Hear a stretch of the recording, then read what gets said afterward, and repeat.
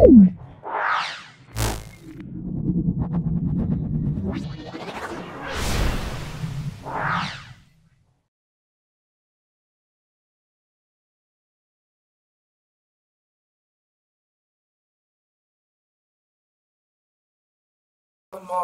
স্কুলটা মালদা জেলা স্কুল। 9 নম্বর স্কুল মালদা জেলা স্কুল। খুব ভালো করে ভিডিওটা দেখো, প্রত্যেকটা প্রশ্ন আমি পুঙ্খানুপুঙ্খ ব্যাখ্যা করছি, অবশ্যই তোমরা উপকৃত হবে। চলে এসো। এনটিপিতে 56 গ্রাম N2 এর আয়তন, এটা কত হবে? তাহলে দেখে নাও, 56 গ্রাম মানে 2 মোল, তাহলে 1 মোল হলো, 1 মোলের মান হলো 22.4 লিটার, 2 মোল হলো 44.8 লিটার। তাহলে অপশন বি বলবে। তাহলে এটা মনে রাখবে, 56 গ্রামের 2 মোল, তাহলে 2 ইন্টু 22.4 করলে কত হবে? 44.8 লিটার হবে। তারপরে এসটিপিতে একটি গ্যাসের দেখো আয়তন বলা আছে, ভর বলা আছে, তাহলে সংকেত কি হবে? একটি গ্যাসের দেখে নাও আয়তন বলা আছে, ভর 56 গ্রাম বলা আছে, গ্যাসের ভর 56 গ্রাম, 1 লিটার গ্যাসের ভর 56/22.8। আর এবারে চলে আসছি 22.4 লিটার গ্যাসের ভর, তাহলে 56 ইন্টু 22.4 বাই 44.8, এটা কাটাকুটি করলে 2, এটা কাটাকুটি করলে 28, তাহলে আমরা বলবো 28 গ্রাম। 28 গ্রাম।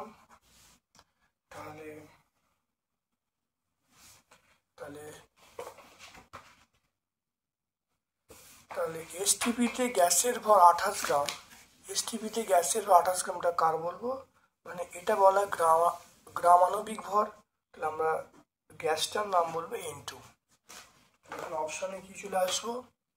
দেখো অপশানে আমরা চলে আসবো N2 চলে আসবো। এরপরে দেখো স্থিতিস্থাপক গুণাঙ্কের এসআই একক, এটা হলো নিউটন পার মিটার স্কোয়ার। বৃষ্টির ফোঁটা গোলাকার হয় যে ধর্মের জন্য, এটা পৃষ্ঠটান। দাব্যতার একক, দাব্যতা হলো কোনো একক নেই, এককবিহীন রাশি। লাল লিটমাসকে নীল করে, এটা আমরা বলবো সাবান জল। সাবান জল খারটা লালকে নীল করে, নীলকে লাল করে অ্যাসিডগুলো, তা লেবুর রস, ভিনিগার, বৃষ্টির জল সব অ্যাসিড, আর সাবান জল হলো ক্ষার। কোনটি অ্যাসিড লবণ? অ্যাসিড লবণ বলতে বোঝাচ্ছে, দেখে নাও অ্যাসিড লবণ হলো Na2HPO4 আমরা বলবো, অপশান বি বলবো। আচ্ছা, এরপরে দেখো এম ভরের একটি বস্তুর গতিশক্তি ই, ভরবেগ আমরা বলবো সেটা পি সমান, এটা অপশান এ হবে √2mE। এটা আমরা কার্যশক্তি ক্ষমতা যে প্লেলিস্ট আছে সেই প্লেলিস্টে অবশ্যই এর উত্তর পেয়ে যাব, বা বিগত ক্লাসে আমরা এটা সলভ করে দেখিয়েছি, ভালো দেখে নেবে। এরপর চলে এসো গ্রুপ বি এর প্রশ্নে। বল এবং সরণের মধ্যবর্তী কোণ কত হলে কার্য শূন্য হয়? এটা 90 ডিগ্রি। বল এবং সরণের মধ্যবর্তী কোণ 90 ডিগ্রি হলে কার্য শূন্য হয়। পিস্টনের মাত্রিক সংকেত কি? এটা মনে রাখবে m(10⁻²), পিস্টনের মাত্রিক সংকেত। একটি রবার ব্যান্ড ইস্পাতের মধ্যে কোনটা বেশি স্থিতিস্থাপক? অবশ্যই ইস্পাত বেশি স্থিতিস্থাপক। ঘাত কি জাতীয় রাশি? আমরা বলবো বল ভেক্টর রাশি, তাহলে ঘাতও আমরা বলবো ভেক্টর রাশি। প্লবতা কোন দিকে কাজ করে? প্লবতা হলো ওজনের উল্টো দিকে, তাহলে আমরা বলবো 3 নম্বর প্রশ্নের উত্তর চলে এসো, এটা হলো বস্তুর বস্তুর ওজনের বিপরীতে, বস্তুর ওজনের বিপরীতে কাজ করে।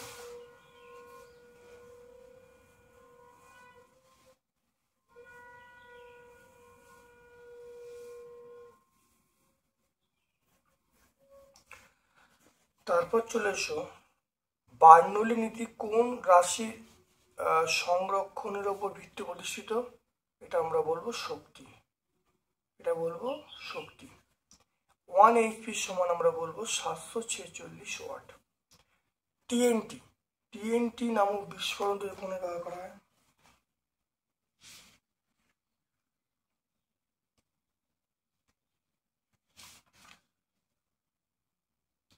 টিএনটি তৈরিতে আমরা ব্যবহার করি সেটা হলো HNO3 ব্যবহার করি, টিএনটিতে আমরা ব্যবহার করি HNO3। আর প্রলম্বন, প্রলম্বনের একটি উদাহরণ, প্রলম্বনের উদাহরণ আমরা বলবো, দেখো বালির মিহি দানাকে জলে মেশালে, দেখে নাও বালির মিহি দানাকে জলে মেশালে প্রলম্বন উৎপন্ন হবে। 9 গ্রাম জলীয় বাষ্পে উপস্থিত অণুর সংখ্যা 17 গ্রাম অ্যামোনিয়ার মধ্যে উপস্থিত সংখ্যা এর অনুপাত বার করতে বলছি। তাহলে 18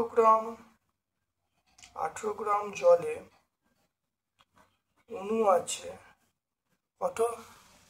এটা হলো 6.022 into 10 to the power 23t। 1 গ্রাম জলে অণু আছে 6.022 into 10 to the power 23 by 18। 9 গ্রাম জলে, তাহলে 6.022 into 10 to the power 23 into 9 by 18। এটা কাটাকাটি করলে 2 হবে, দেখে নাও, তো এটা 2 হবে, তাহলে আমরা এটা বলবো 6.022 into 10 to the power 23 by 2 টি অণু। ঠিক আছে, এটাকে আমরা, এই অণুর সংখ্যাটাকে আমরা বলছি N1 বলছি, N1, এই অণুর সংখ্যাটাকে আমরা N1 বলছি। এবারে 17 গ্রাম অ্যামোনিয়ার মধ্যে উপস্থিত অণুর সংখ্যা,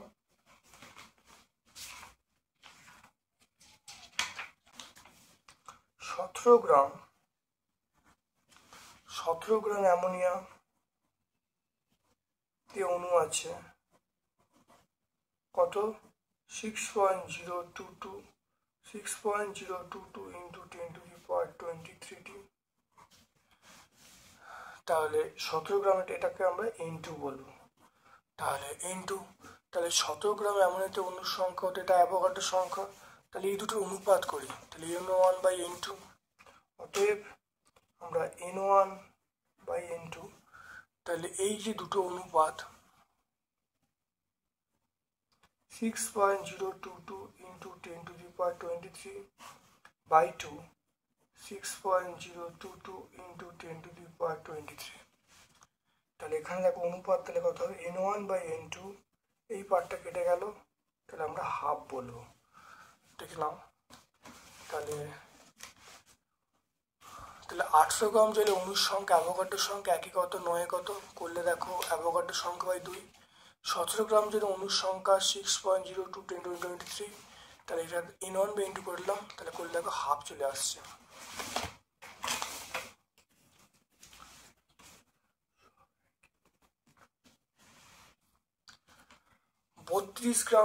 দেখো 32 গ্রাম অক্সিজেন গ্যাসে কতগুলি অক্সিজেন পরমাণু থাকবে?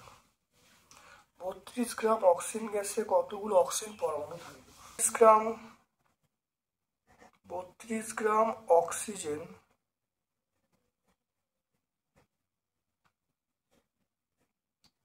32 গ্রাম অক্সিজেন গ্যাসে অণু আছে, সেটা হলো 6.022 into 10 to the power 23t।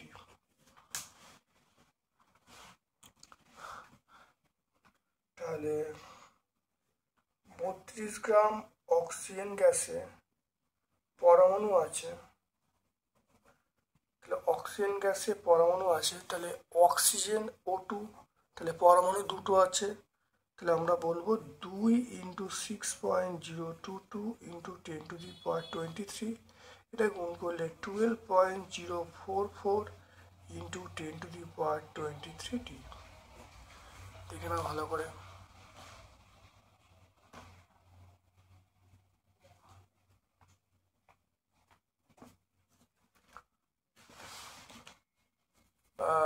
তাহলে 32 গ্রাম অক্সিজেন গ্যাসে অণু আছে 6.022 10⁻23, একে কত?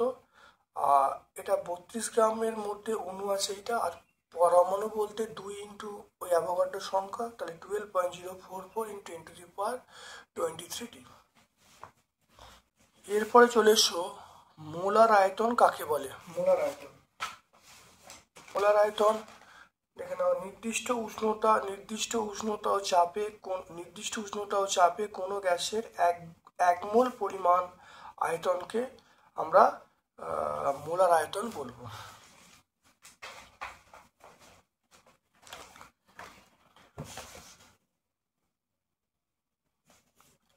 এরপর চলে এসো সাইফন ক্রিয়া দুটো শর্ত উল্লেখ করতে হচ্ছে।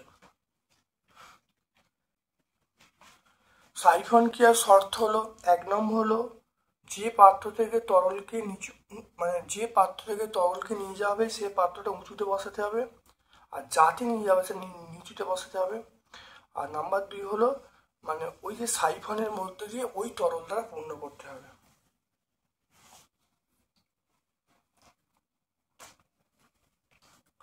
Page number 49। এরপর দেখো 500 ml দ্রবণে 34.2 গ্রাম সুক্রোজ দ্রবীভূত করা হলো। দ্রবণের গাঢ়ত্ব মোল বা লিটারে বার করতে বলছি। দেখো 500 ml দ্রবণে দ্রবীভূত সুক্রোজের পরিমাণ 32.2 গ্রাম, একে কত? 1000-এ কত করলে দেখো পেয়ে যাচ্ছি, আমরা বলবো 64.4 গ্রাম। তাহলে দ্রবণটির শক্তি মাত্রা পেয়ে গেলাম 64.4 গ্রাম পার লিটার। কিন্তু আমাকে বলেছে মোল পার লিটারে বার করতে বলেছে। সুক্রোজের মোলার ভর, সুক্রোজের মোলার ভর আমরা পেয়ে যাব 332 গ্রাম পার মোল। তাহলে 332 গ্রামের সুক্রোজ 1 মোল, একে কত? আর এখানে যেটা বেরিয়েছে দেখো 64.4 গ্রামে বার করেছি, এটা হবে 0.188 মোল। তাহলে 500 ml দ্রবণ বলা আছে, 500 ml দ্রবণে দ্রবীভূত সুক্রোজের মোল সংখ্যা হলো 0.188, একে কত? আর 1000-এ বার করেছি, করলে উত্তর আসবে 0.4। তাহলে দ্রবণের গাঢ়ত্ব পেয়ে গেলাম 0.4 গ্রাম পার লিটার। খুব ইম্পর্টেন্ট অঙ্ক, সুক্রোজের অঙ্কটা প্রত্যেক বছরই পেজে থাকে, খুব ভালো করে দেখে নাও এবং খাতায় তোমরা একাধিকবার প্র্যাকটিস করবে। কোলয়েড এবং প্রকৃত দ্রবণের দুটো পার্থক্য। কোলয়েড এবং প্রকৃত দ্রবণের পার্থক্য দেখো। কোলয়েড দ্রবণ প্রকৃত দ্রবণের পার্থক্য, কোলয়েড হলো সমসত্ব স্বচ্ছ, আর প্রকৃত দ্রবণ হলো সমসত্ব স্বচ্ছ, কোলয়েড হলো অসমসত্ব অস্বচ্ছ। আর প্রকৃত দ্রবণ এটা হলো 10⁻⁻8 সেন্টিমিটারের থেকে কম, এটা আমরা 10⁻7 সেন্টিমিটার বা 10⁻5 সেন্টিমিটার হবে। খালি চোখে এটা দেখা যায় না, এটাও দেখা যায় না। আর কোলয়েডে প্রকৃত দ্রবণের টিন্ডাল প্রভাব দেখা যায় না, কোলয়েডে দেখা যায়। আর প্রকৃত দ্রবণের বাউনিগুলি দেখা যায় না, কিন্তু কোলয়েড দ্রবণের বাউনিগুলি দেখা যায়। অনেকগুলো পার্থক্য আমরা পেয়ে গেলাম। পেজ নাম্বার 87 আমরা পেয়ে যাব।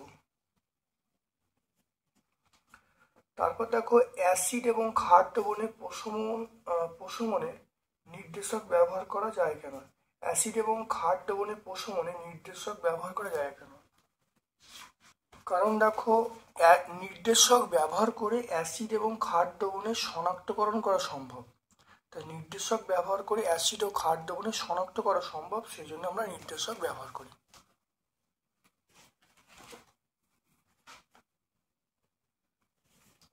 তারপরে চলে এসো, একটি বস্তু 6 সেকেন্ডে 30 জুল কাজ করলো, তাহলে ক্ষমতা কত? এটা একদম ছোট্ট অঙ্ক। ক্ষমতা P সমান আমরা বলবো W/T, এটা W, এটা T, তাহলে 30 বাই কত? 6, 30/6 মানে আমরা বলবো 5 ওয়াট। তাহলে এটা 5 ওয়াট। তাহলে আমরা জানি P সমান W/T, ডব্লিউ মানে 30 জুল, টি মানে আমরা কত বলবো 6 সেকেন্ড, 30/6 মানে 5 ওয়াট। আর কার্যহীন বল কাকে বলে উদাহরণ দিয়ে বলছি, এটা আমরা প্লেলিস্টে কার্যহীন প্লেলিস্টে পেয়ে যাবো, তবুও তোমরা দেখে নাও।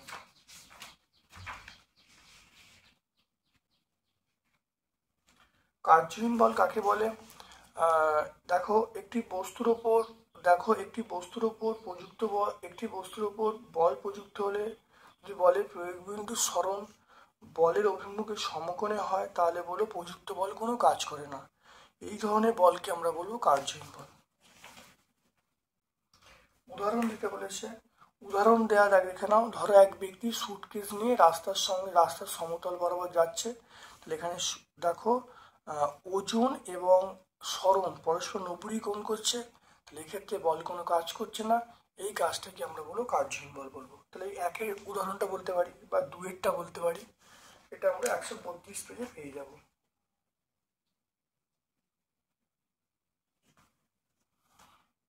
প্রশ্ন চলে এসো, এক মৌলের সংজ্ঞা দিতে বলছি। এক মৌলের সংজ্ঞা আমরা এখান থেকে পেয়ে যাব। দেখো কোনো পদার্থের যে পরিমাণে গঠনকারী উপাদান কণার সংখ্যা এটা C12 আইসোটোপের 0.012 কেজিতে উপস্থিত কার্বন পরমাণু সমান হয় তাকে আমরা এক মোল বলবো। দেখে নাও, অর্থাৎ আমরা এখান থেকে কোনো থেকে শুরু করে এক মোল বলে পর্যন্ত দাগ দেবো।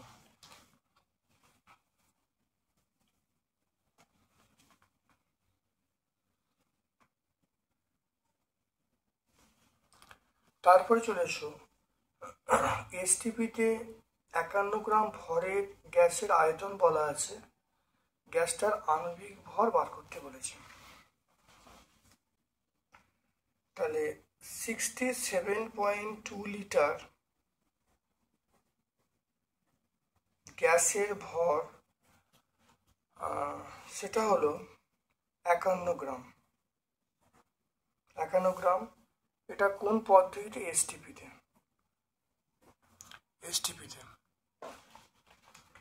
1 লিটার গ্যাসের ভর 51/67.2 গ্রাম।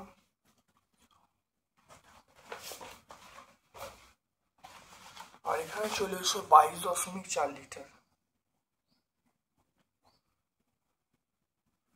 তাহলে 51 × 22.4/67.2 গ্রাম, দেখো 17 গ্রাম।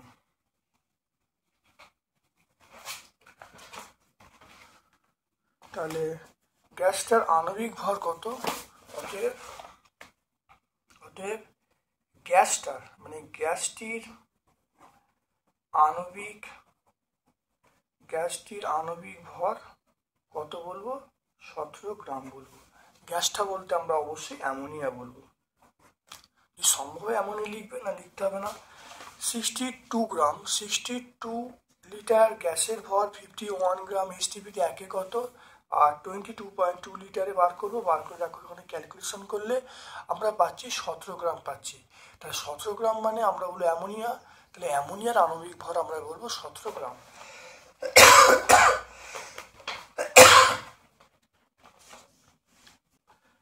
এরপর চলে এসো, একটা ইম্পর্টেন্ট প্রশ্ন আছে, একটা অঙ্ক আছে।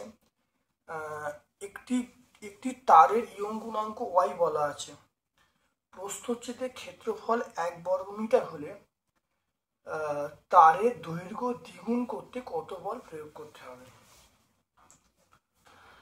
একটি তারের ইয়ং গুণাঙ্ক ওয়াই বলা আছে, একটি তারের ইয়ং গুণাঙ্ক ওয়াই একক, প্রস্থচ্ছেদের ক্ষেত্রফল 1 বর্গ একক হলে তারের দৈর্ঘ্য দ্বিগুণ করতে কত বল প্রয়োগ করতে হবে?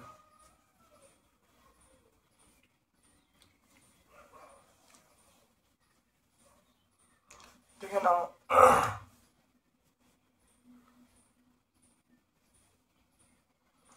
একটু হলে দেখে নাও, অঙ্কটা খুব ইম্পর্টেন্ট অঙ্ক।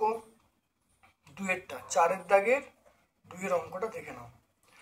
আমরা জানি ওয়াই সমান F/A স্মল l/ক্যাপিটাল L, এটা আমরা জানি। তাহলে এখান থেকে আমরা এফ বাই এর মান পেয়ে গেলাম y into l by l. তাহলে এফ এর মান পেয়ে গেলাম ওয়াই এ এল বাই এল, এটা এফ এর মান পেয়ে গেলাম। এল মানে দৈর্ঘ্য বৃদ্ধি। এবারে চলে এসো যে এল মানে তারের, তাহলে এল মানে তারের প্রাথমিক দৈর্ঘ্য, তারের প্রাথমিক দৈর্ঘ্য, তারের প্রাথমিক দৈর্ঘ্য। আর এল মানে তারের দৈর্ঘ্য বৃদ্ধি, তাহলে আগে এল ছিল, এখন তাহলে দৈর্ঘ্য বৃদ্ধি কত হলো 12 মাইনাস এল, তাহলে দৈর্ঘ্য দ্বিগুণ করা হলো, তাহলে দৈর্ঘ্য বৃদ্ধি 12 মাইনাস এল, তাহলে এল হলো, দেখে নাও। তাহলে আমরা এল বাই এল এর মানটা কত পাবো, তাহলে এফ সমান ওয়াই, ক্ষেত্রফলের মানটা 1 বলা আছে ইন্টু 1, তাহলে এল বাই এল, কারণ এই এলটা দেখো স্মল এলটা ক্যাপিটাল এর সঙ্গে সমান হচ্ছে এল বাই এল, তাহলে এফ এর মানটা আমি পেয়ে যাবো ওয়াই, তাহলে এফ এর মানটা আমরা পেয়ে যাবো ওয়াই, দেখে নাও। কারণ এখানে ক্ষেত্রফলের মানটা বলা আছে 1, ক্ষেত্রফলের মানটা আমরা পেয়েছি 1 বর্গ একক, 1 বর্গ একক, তাহলে প্রযুক্ত বলের মানটা আমি পেয়ে যাবো এফ সমান ওয়াই, আমরা পেয়ে যাব।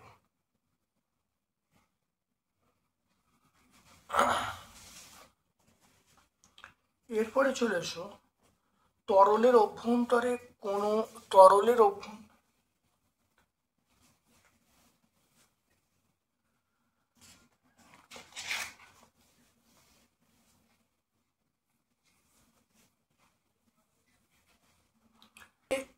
ধরি একটা তরল পাত্র আছে, এইটা তরল পাত্র, এই পাত্রে ডি ঘনত্বে তরল আছে, একটি পাত্র আছে, পাত্রের ডি ঘনত্বে তরল আছে, তরলের উপরিতল থেকে উপরিতল থেকে এই যে পি বিন্দু দূরত্বটা, উপরিতল থেকে পি বিন্দু দূরত্বটা আমরা এইচ, আর এই পি বিন্দু চারিদিকে একটা একক ক্ষেত্রফল কল্পনা করা হলো, এটা দেখতে একটা বৃত্তাকার চোঙের মতো। তাহলে পি বিন্দু চারিদিকে এ ক্ষেত্রফল বিশিষ্ট একটা লম্ববৃত্তাকার চোঙ কল্পনা করে, লম্ববৃত্তাকার চোঙ কল্পনা করলো, যার দৈর্ঘ্যটা হলো এইচ এবং ক্ষেত্রফলটা হলো এ। তাহলে এই যে তরল যে এর মধ্যে আছে তার আয়তন কত, এ ইন্টু এইচ, আয়তনকে ডি দিয়ে গুণ করলে আমরা ভর পাবো। তাহলে এই তরলে এই জায়গাটার মধ্যে ভর তাহলে হলো এ এইচ ইন্টু ডি, ওজন কত জি দিয়ে গুণ করবো, তাহলে পি বিন্দুতে চাপ মানে কি এইটা বাই এ, তাহলে এইচ ডিজি, তাহলে পি বিন্দুতে চাপের রাশি মানে আমরা বলবো এইচ ডিজি। 5 তলা বাড়ির কোন তলা থেকে জল সবচেয়ে ধীরে পড়বে, 1 তলা থেকে সবচেয়ে, মানে অর্থাৎ একদম নিচে যে থাকবে, মনে রাখবে সবচেয়ে নিচে সবচেয়ে নিচে গ্রাউন্ড ফ্লোর, অর্থাৎ সবচেয়ে নিচে যে থাকবে অর্থাৎ নিচের তলা, সেখান থেকে জল কিন্তু খুব আস্তে আস্তে পড়বে, অর্থাৎ নিচের তলা থেকে জলটা খুব ধীরে ধীরে পড়বে। তারপর দেখে নাও বেরিয়াম সালফেটের দাব্যতা 0, এর অর্থ কি,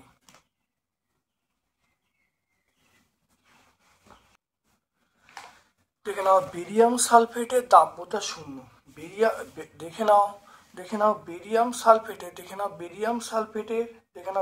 সালফেটের দাব্যতা 0, এর অর্থ কি, এর অর্থ হলো বেরিয়াম সালফেট মিহি চূর্ণকে জলে যোগ করে ভালো করে ঝাঁকানো হলে কণাগুলি জলের সর্বত্র সমানভাবে ছড়িয়ে পড়ে এবং কিছুক্ষণ পর দেখা যায় যে বেরিয়াম সালফেটের কণাগুলি ধীরে ধীরে তলে অধঃক্ষিপ্ত হচ্ছে, এবং প্রকৃতপক্ষে জলে বেরিয়াম সালফেট অদাব্য। এর কারণ হলো বেরিয়াম সালফেটের গুঁড়োকে জলে দ্রবীভূত করলে কণার ব্যাস 10⁻⁴ সেন্টিমিটার বা তার থেকে সামান্য বেশি হয়, জলে দ্রবীভূত না হয়ে সেটা কিন্তু জলের মধ্যে ভেসে বেড়ায়, এই জন্য আমরা বলতে পারি বেরিয়াম সালফেটের দাব্যতা 0।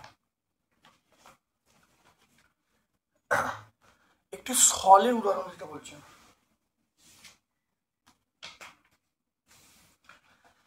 দেখে নাও একটি সল আমরা কি বলবো, দেখে নাও গোল সল বলবো, তারপরে ভাতের ফ্যান বলবো, এগুলো আমরা সল বলবো। সলের উদাহরণ দেখো ভাতের ফ্যান, গোল সল, এগুলো বলবো। বা রং যদি বলি, রংটা সলের মধ্যে পড়বে।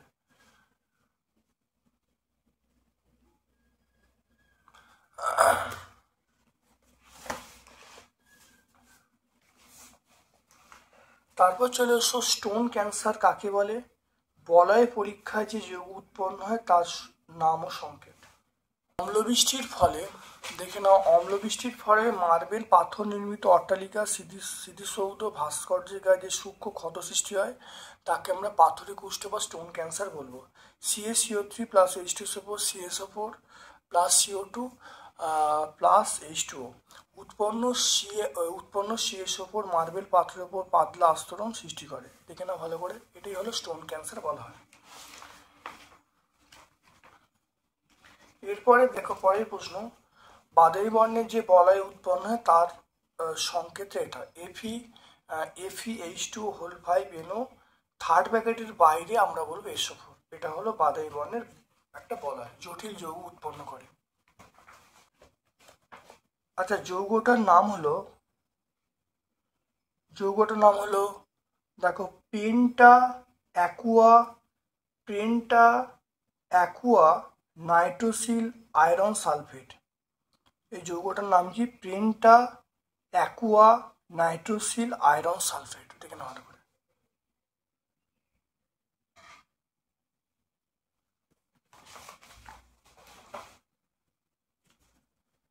তারপরে চলে এসো দুটি পাত্রে HCl H2SO4 জলীয় দ্রবণ আছে। পরীক্ষার সাহায্যে কিভাবে এগুলো শনাক্ত করা যায়? একটি বোতলের, দেখে নাও একটি বোতলের তরল থেকে কিছু পরিমাণ টেস্ট টিউবে নিয়ে তাতে HNO3 দ্রবণ যোগ করা হলো। যদি সাদা দইয়ের মতো পদক্ষেপ তৈরি হয় তাহলে যা HNO3-তে অদাব্য কিন্তু অতিরিক্ত NH4OH-এ দাব্য, তা থেকে বুঝতে হবে তরলটি আমরা বলবো HCl। তাহলে HCl প্লাস HNO3, এটা আমরা বলবো AgCl প্লাস HNO3। আর AgCl প্লাস NH4OH সেটা হলো AgNH3(2Cl), এটা জটিল যৌগ উৎপন্ন হয়। অপর একটি বোতল থেকে কিছুটা তরল নিয়ে তাতে যদি BaCl2 দ্রবণ যোগ করা হলো এবং যদি সাদা পদক্ষেপ উৎপন্ন হয়, সাদা পদক্ষেপ যা HNO3 এবং HCl অদাব্য, তা থেকে বুঝতে হবে তরলটা সালফিউরিক অ্যাসিড। অর্থাৎ H2SO4 প্লাস BaCl2 সমান এটা হলো BaSO4 প্লাস HCl, এটা সাদা পদক্ষেপ তৈরি হলো। খুব ভালো দেখে নাও।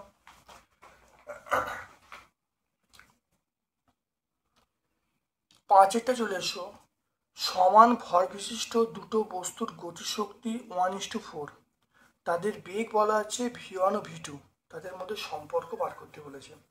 সমান ভর বিশিষ্ট দুটো বস্তুর গতিশক্তি বলা আছে 1:4, তাদের বেগ বলা আছে V1 ও V2, V1 ও V2 এর মধ্যে সম্পর্ক নির্ণয় করতে বলছে।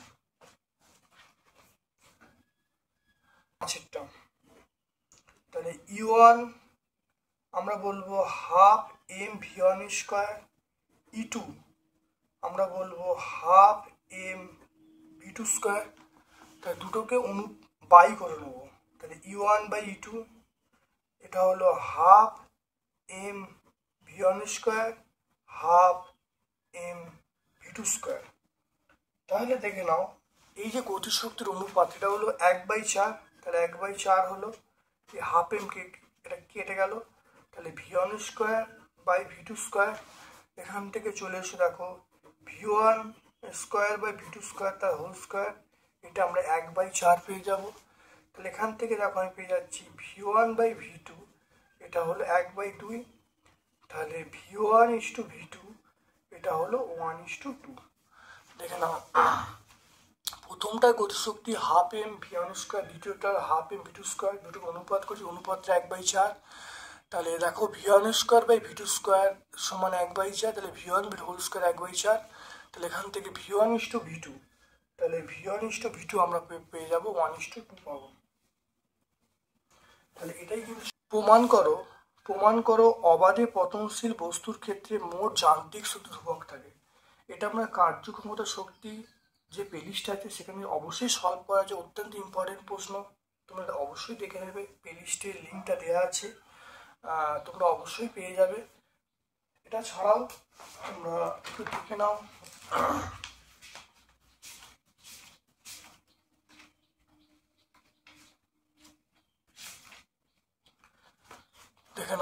এটা ছাড়া আমরা টেক্সট বই পেয়ে যাব। এম ভরের একটা বস্তু এইখানে আছে, তাহলে এই উচ্চতা দেখো, গতিশক্তি 0, স্থিতিশক্তি mgh, তাহলে মোট শক্তি mgh। বস্তুটা কিছু নেবে এলো, তাই নেবে আসার জন্য তাহলে বি বিন্দুতে আমরা স্থিতিশক্তি পেয়ে গেলাম mgh মাইনাস mgh1।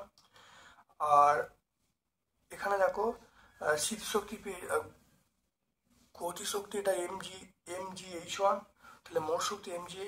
ঠিক একইভাবে সি বিন্দুতে আমরা mgh পেয়ে যাব, তাহলে এ বি সি প্রত্যেকটা বিন্দুতে mgh পেয়ে যাচ্ছি। তাহলে আমরা বলতে পারি অবাধে পতনশীল বস্তুর ক্ষেত্রে যে কোনো অবস্থায় যান্ত্রিক শক্তির মানটা ধ্রুবক হয়।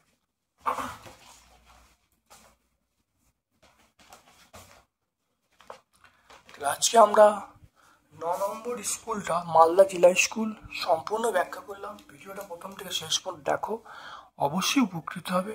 আমার পক্ষ থেকে সকলকে ধন্যবাদ এবং শুভ কামনা জানাচ্ছি।